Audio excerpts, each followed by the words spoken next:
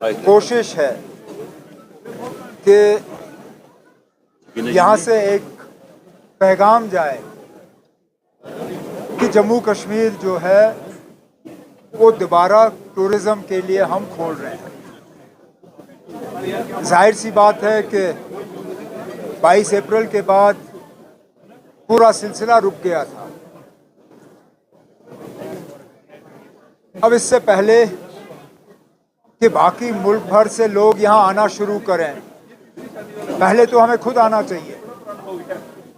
इसलिए कल पहलगाम में कैबिनेट की मीटिंग, आज गुलमर्ग में एडमिनिस्ट्रेटिव सेक्रेटरीज और सीनियर एचओडीज़ की मीटिंग। कोशिश हमारे तरफ से ये कि कम से कम एक तो थोड़ी सी चहल पहल हो, दूसरा थोड़ा सा जो है पब्लिसिटी का सिलसिला बने। और इसके बाद मैंने एजुकेशन मिनिस्टर साहिबा से कहा हुआ है कि स्कूल्स, कॉलेजेस, उनके तरफ से जो एक्सकर्जन्स और पिकनिक्स का सिलसिला रहता है वो भी शुरू करें, उन्हें भी गुलमर्ग, पहलगाम वगैरह इन डेस्टिनेशंस में लाना शुरू करें, ताकि थोड़ी सी जो है नॉर्मलसी के तरफ हम तो बाद में पता चलेगा। लेकिन फ़िलहाल तो मैं शुक्रगुजार हूं कि वो आए, वो अपनी मर्ज़ी से आए। मैं उसका क्रेडिट नहीं ले सकता हूं, डिपार्टमेंट उसका क्रेडिट नहीं ले सकता है। हम ये नहीं कह सकते हैं कि वो हमारे दावत पे आए। उल्टा उन्होंने वहाँ से हमें कांटेक्ट किया और कहा हम आना चाहते हैं, और मैं उनके यहाँ आने का शुक्रगुजार हूँ और उम्मीद करता हूँ कि उनका यहाँ आना हमारे लिए फ़ायदेमंद साबित हो। बिल्कुल खोलने का इरादा है। उसके साथ साथ कुछ तो पूरे डेस्टिनेशन ही बंद हैं। मिसाल के तौर पे दौद पथरी बंद है, कुछ और जगहें बंद हैं, लेकिन कुछ जगहों पे डेस्टिनेशन विद इन डेस्टिनेशन बंद है। मिसाल के तौर पे आप गुलमर्ग आ सकते हो, लेकिन गुलमर्ग के आउटर सर्कुलर रोड पे नहीं जा सकते हो। आप गुलमर्ग आ सकते हो, टंगमर्ग आ सकते हो, लेकिन टंगमर्ग से द्रंग नहीं जा सकते हो। इसी तरह आप पहलगाम आ सकते हो, लेकिन पहलगाम के पार्क्स वो आपके लिए बंद हैं। बेताब वैली बंद है। तो अब सिक्योरिटी इंतज़ामिया के साथ मैं जानता हूँ कि 22 तारीख के बाद इस तरह के इक़दाम जो हैं ये लेना हमारी मजबूरी बनी थी। लेकिन अगर हम वाकई टूरिज़्म को जो है दोबारा चालू होते हुए देखना चाहते हैं तो हमें आहिस्ता आहिस्ता इस लिस्ट को जो है रिव्यू करके इसको छोटा करना पड़ेगा। ये तो वक्त ही साबित करेगा। लेकिन पहले इंसिडेंट्स और इस इंसिडेंट में बहुत बड़ा फ़र्क ये तो ज़रूर देखने को मिला कि पहली मर्तबा कश्मीर के लोगों ने बाहर आके किसी हमले की इस तरह निंदा की, उसकी मजम्मत की, और ये भी किसी के कहने पे नहीं।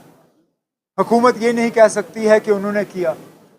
कोई सियासी लीडर या समाजी लीडर या मजहबी लीडर ये नहीं कह सकता है कि ये उनकी बदौलत।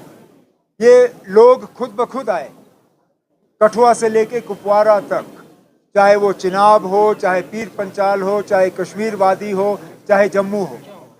हमारे बड़े शहर, हमारे छोटे शहर, गांव में लोग बाहर आए और उन्होंने 22 अप्रैल का जो हमला रहा उसकी मजम्मत की। तो पुराने हमलों में और उस हमले में ये बहुत बड़ा फ़र्क देखने को मिला। हुकूमत को ज़रूर इसमें पहल करनी चाहिए। उनको अपने एजेंसियों का इस्तेमाल करके पता करना चाहिए कि कौन से लोग हैं, क्योंकि कश्मीर के लोगों ने यह हमला नहीं किया। कश्मीर के लोगों ने यहाँ से टूरिस्टों को नहीं भगाया। ये हमला हमारी इजाज़त से या हमारे फ़ायदे के लिए नहीं हुआ। कश्मीर के लोगों ने एक आवाज़ में बाहर आके 22 तारीख के बाद कहा कि नॉट इन आवर नेम, हमारे नाम में नहीं, हम इस हमले के साथ नहीं हैं।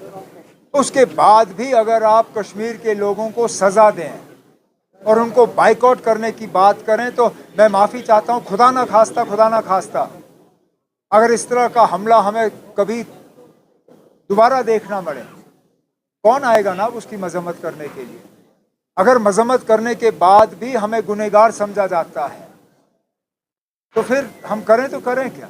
इसलिए मैं चाहता हूँ कि मरकज़ी हुकूमत इस चीज़ को जो है नज़रअंदाज ना करें, वो अपनी एजेंसियों का इस्तेमाल करके इसमें तहकीकात करके इस कैंपेन को रोकें। In principle cabinet has given it's approval and tasked the R&B department to frame a concrete proposal and also to invite expressions of interest in terms of designs for this memorial. And once it comes, then we'll take it forward from there. It's not that. The fact is that security and law and order is not the responsibility of the elected government. Whose responsibility is it? The Lieutenant Governor.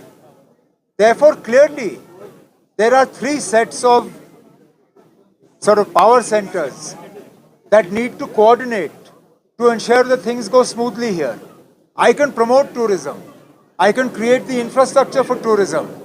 I can ensure that the tourists come and have a good visit. But the security of the tourists currently resides within the powers of the Lieutenant Governor. And that is the point I made. That the union government, the elected government, and the set of government that is represented by Raj Bhavan, we need to work together to ensure that what happened on the 22nd of April doesn't happen again. So if there was a freezing of relations, when have you ever heard me alleging a freezing? I'm just stating that going ahead we need to work closely together. That's all. I'm not saying that in the past we haven't. I'm just saying that going ahead to come out of this crisis, perhaps we need to redouble our efforts. If you were to take out the speech, the formal speech that circulated in the Niti Aayog meeting, you will find a categorical mention for return of statehood in that which was given to the Honorable Prime Minister and all the members of the Governing Council of the Niti Aayog. So the conversation around statehood has not stalled. The only thing I was unwilling to do was to use the special session of the Assembly to talk about statehood. But that doesn't mean the conversation has stopped. The conversation is ongoing. Okay?